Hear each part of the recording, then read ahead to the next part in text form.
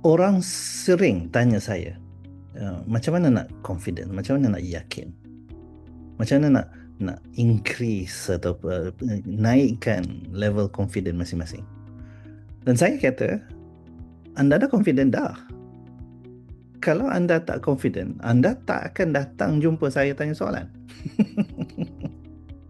So saya nak buktikan di sini, saya nak bagi dua tip di mana anda dah confident, nak membuktikannya anda sudah confident. Tip nombor satu, ada pepatah Melayu ni yang kata, kerana gagahnya ayah, beraninya ibu, maka jadilah saya.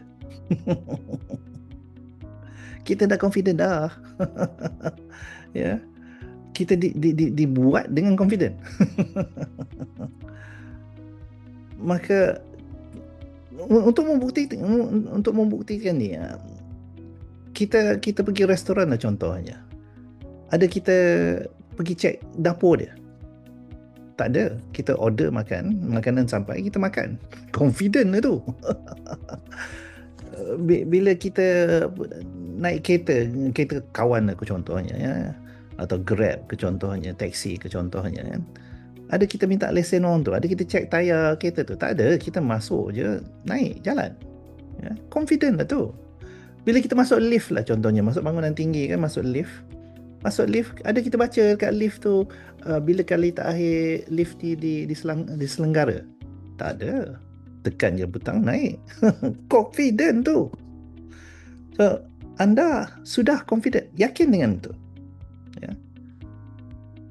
Nombor dua, keyakinan yang ada pada diri kita tu, confident yang ada pada diri kita, nak kita nak belajar, nak tunjukkan dia, ya.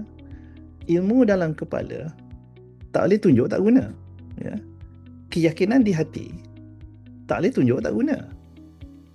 So kita tunjuk dengan apa? Apa lawan yakin?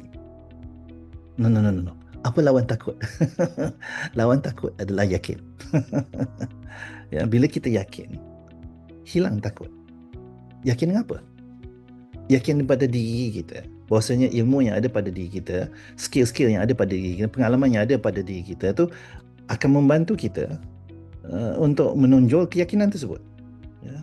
Kita nak yakin dengan orang-orang di sekeliling kita ni, mereka ni orang baik-baik belaka, sangka baik dengan mereka, yang mereka akan jadi orang yang supportive, orang yang akan membantu kita untuk menjadi orang yang lebih yakin. Kita nak yakin bahwasanya Allah ada saja, ya, untuk bila setiap kali kita berdoa, Allah membantu kita untuk menjadi lebih yakin, ya. Maka kita nak yakin bahawa kita ni adalah orang yang confident, orang yang menonjolkan keyakinan tu. Cara kita tonjolkan keyakinan tu adalah dengan berani.